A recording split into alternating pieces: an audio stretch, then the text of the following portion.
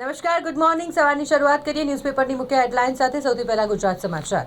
ડિસેમ્બરમાં 1.75 લાખ કરોડ જીએસટી. નવેમ્બરમાં GST collection 1.70 lakh crore હતું. દિલ્હી, બિહાર, મધ્યપ્રદેશ, તમિલનાડુ સહિત 17 રાજ્યોનું નેગેટિવ જીએસટી કલેક્શન ચિંતાજનક બન્યું છે. કમર્શિયલ ગેસ સિલિન્ડરની કિંમતમાં 111 રૂપિયાનો વધારો થયો છે. તંબાકુ પાન મસાલા પર 40% GST. National security health cess લાગશે. નવા દરો 1 ફેબ્રુઆરીથી અમલમાં આવશે, જેના કારણે સિગરેટના ભાવમાં વધારો થશે. કેન્દ્રીય રેલવે પ્રધાનની જાહેરાત. દેશની પ્રથમ બુલેટ ટ્રેન આગામી વર્ષે સુરત બિલીમોરા વચ્ચે દોડશે. જમ્મુ કાશ્મીરમાં આતંકીઓના 39 નવા મદદગાર ઓળખાયા. 8ની ધરપકડ કરવામાં આવી. ભારતીય સૈન્યનું 26મી જાન્યુઆરી પહેલા પાક સરહદે ઓપરેશન સરધવા. લોકપાલે 7 BMWની ખરીદી માંડી વાળી ટેન્ડર રદ કરવામાં આવ્યું. સ્વિટ્ઝરલેન્ડના વૈભવી રિસોર્ટમાં વિસ્ફોટથી 40ના મોત નિપજ્યા, 100 ઘાયલ થયા છે. 2026ની વાત કરીએ તો નાસા અને ઇસરોના અનેક મહત્વપૂર્ણ સ્પેસ મિશનથી ભરપૂર આ વર્ષ રહેશે. ઇસરોના ગગનયાન, સ્પેસએક્સના સ્ટારશિપ, મંગળ મિશન સહિત અનેક મિશન આ વર્ષને ખાસ બનાવશે. 7 દેશોના નાગરિકોના અમેરિકામાં પ્રવેશ પર ટ્રમ્પનો પ્રતિબંધ અમલમાં લાગ્યો છે. 39 દેશોના નાગરિકોના પ્રવેશ પર ટ્રમ્પના આંશિક નિયંત્રણો લાગશે. અમેરિકામાં લોટરી સિસ્ટમ ખતમ થઈ, તેના બદલે હવે સ્કિલ અને પગારના આધારે H-1B વિઝા આપવામાં આવશે. અમદાવાદની 15 ફ્લાઇટ 1 કલાકથી વધુ મોડી પડી, 1 કેન્સલ થઈ. કોલકાતા અમદાવાદની ફ્લાઇટ ડાયવર્ટ કરવામાં આવી. હવે એક નજર દિવ્ય ભાસ્કરની મુખ્ય હેડલાઇન્સ પર. 21 વર્ષમાં માથાદીઠ આવક 2.5 લાખથી વધી 13.5 લાખ પહોંચશે. આગામી 21 વર્ષમાં આપણું અર્થતંત્ર 5.25 ગણું વધશે. 2030 સુધી 10 કરોડ લોકો પાસે ઈવી હશે. 15 ઓગસ્ટ 2027થી પહેલી બુલેટ ટ્રેન દોડશે. રેલવે મંત્રીએ કરી છે જાહેરાત. ખામી શોધા વિમાન ઉડાવવા બદલ પાયલટને DGCA દ્વારા નોટિસ આપવામાં આવી છે. દેશમાં ડિસેમ્બર 2025માં જીએસટી કલેક્શન 6% વધ્યું અને 1.74 લાખ કરોડ થયું. કુપોષણના મામલે ગુજરાત દેશમાં છેલ્લેથી બીજા ક્રમે છે. રાષ્ટ્રીય સર્વેમાં રાજ્યની સ્થિતિ ચિંતાજનક છે. મુંબઈમાં વરસાદ, પર્વત પર હિમવર્ષા. હવે ઉત્તર ભારતમાં ભારે પવન અને ઠંડી. હવામાન અત્યારે જે અસમાનતા જોવા મળી રહી છે તે ચિંતાજનક છે. ભારત અને ન્યૂઝીલેન્ડ વચ્ચેની વનડે મેચ જે વડોદરાના કુટુંબી ખાતે રમાવાની છે. 4 મિનિટમાં જ 9,879 ટિકિટો વેચાઈ ગઈ. હવે આજે 11 વાગે 6,640 ટિકિટ માટે ક્રિકેટ રસિયા કિસ્મત આઝમાવશે.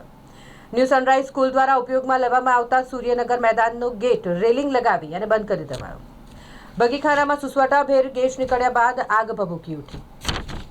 પ્રદેશ ભારતીય જનતા પાર્ટી પ્રમુખના કાર્યક્રમ માટે 57 બસના 7 લાખ પૂર્વ કોર્પોરેટરે રોકડા ભર્યા.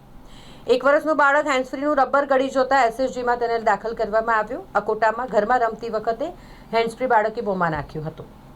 પાલિકાના 35 ઇજનેરનો કોન્ટ્રાક્ટ પૂરો. 3 દિવસ સુધી બિનસત્તાવાર રજા પર. હવે એક નજર ગુજરાત મિત્રની મુખ્ય હેડલાઇન્સ પર. ગુવાહાટી અને કોલકાતા વચ્ચે દોડશે દેશની પહેલી વંદે ભારત સ્લીપર ટ્રેન.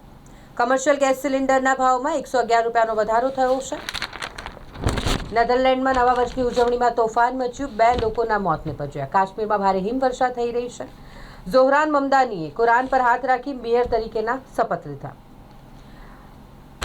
નવા વર્ષે કોન્ટ્રાક્ટરની ભેટ. 30થી વધુ કર્મચારીઓને છૂટા કરી દીધા. વડોદરા વકીલ મંડળ 2 તથા 3 જાન્યુઆરીના રોજ કામગીરીથી અલિપ્ત રહેશે. હાઈકોર્ટ દ્વારા લોહિત નોટો શેરીફ નોટો સન્સ ગુજરાતી ફોન્ટને માન્યતા આપવા માટેનો આ વિરોધ કરવામાં આવી રહ્યો છે વકીલો દ્વારા. દૈવત પંડ્યાની અનોખી સિદ્ધિ. 8 એવોર્ડ દૈવતે પોતાના નામ કર્યા છે. વડોદરા જિલ્લા ભાજપ સંગઠનની નવરચનાને લઈને ચર્ચાઓ તેજ બની છે. ન્યાય માટે પરિવાર રણસિંગુ બન્યું છે. કેન્ડલ માર્ચ યોજી તંત્રને જગાડવાનો પ્રયાસ કરાયો. અમૂલ દ્વારા સેક્સ સોર્ટેડ સિમેન્ટના ભાવ 50% સુધી ઘટાડી 25 રૂપિયા કરાયા. આણંદ કલેક્ટરે વોટર ATMનું પાણી પી જાતે તેની ચકાસણી કરી છે. કરેવાલ તળાવના ટાપુઓ પરથી 35 જેટલા દબાણો હટાવી દેવામાં આવ્યા. ડભોઈ નગરમાં ઉત્તરાયણ પર્વને લઈને પતંગો અને દોરાની દુકાનો શરૂ થઈ ગઈ છે. દક્ષિણ ગુજરાતમાં 24 કલાક માટે વરસાદની આગાહી કરવામાં આવી છે. તાપમાન પણ 4 ડિગ્રી સુધી ગગડી જશે.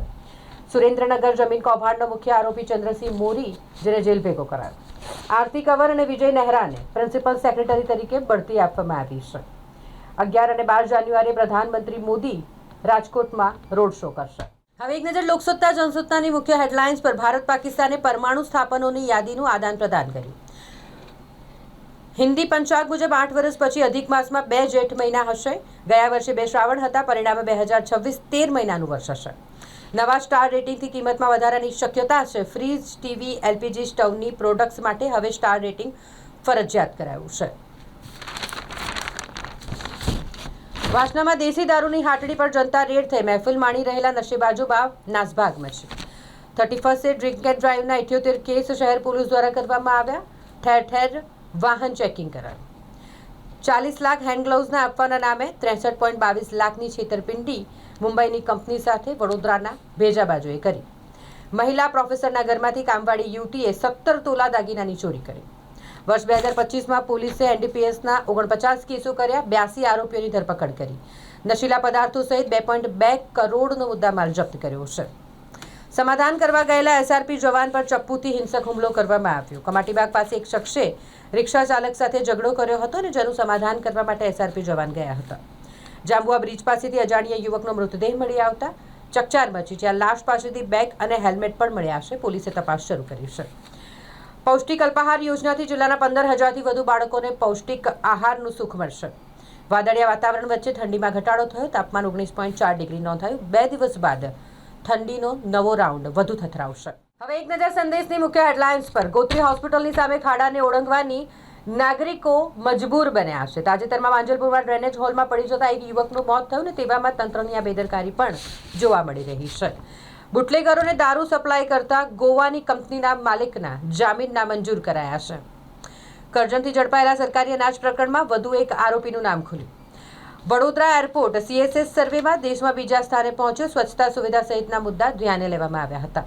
શહેરમાં વર્ષ 2026માં નવા પ્રોજેક્ટ હાથ ધરવા બેઠકોનો દોર ચાલી રહ્યો છે. આજે પક્ષી ગણતરી ચાલી રહી છે. વઢવાણા તળાવ 7 વિભાગમાં વહેંચાયું છે અને જ્યાં આવેલા પક્ષીઓની ગણતરી શરૂ થશે.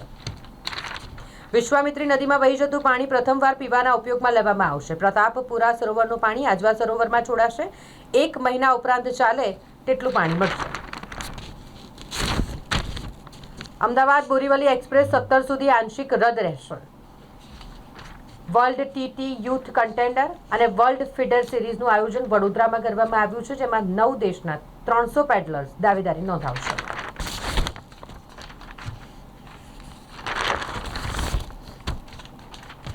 નવું વર્ષ અર્થકારણ માટે ખૂબ જ સારા સમાચાર લાવી રહ્યું છે. 2025માં ચાંદીને ગોલ્ડ અને ગોલ્ડને સિલ્વર, સેન્સેક્સને બ્રોન્ઝ મેડલ મળ્યો. સેન્સેક્સ 32 પોઈન્ટ ઘટી, નિફ્ટી 17 પોઈન્ટ વધી 26,146 પર બંધ થયું.